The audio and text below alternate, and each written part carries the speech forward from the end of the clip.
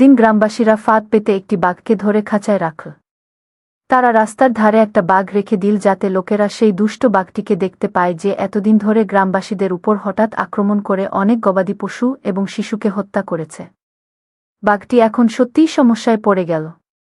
তাকে কোনো খাবার বা পানীয় দেওয়া হল না।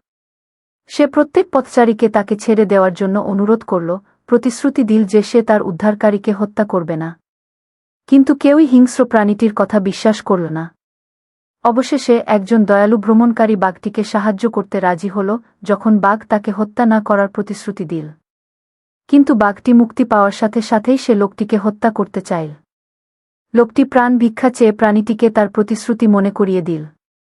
কিন্তু প্রাণীটি তার প্রার্থনা শুনতে চাইল না। সে বলল, আমি ক্ষুধার্ত আর তুমি আমার শিকার। আমি কিভাবে তোমাকে ছেড়ে দেব? এদিকে একটি শিয়াল ঘটনাক্রমে সেখানে এসে হাজির হল। সে উভয় পক্ষের কথা শুনে বলল, আমি বিশ্বাস করি না যে এত বড় বাঘ ওই ছোট খাঁচায় বসতে পারে। বাঘ বলল, আমাকে দেখাও কিভাবে আমি খাঁচায় বন্দী ছিলাম। কি এই বলে সে খাঁচায় প্রবেশ করল, আর ধূর্ত শিয়ালটি সাথে সাথে খাঁচার দরজা বন্ধ করে পথিককে নিয়ে চলে গেল।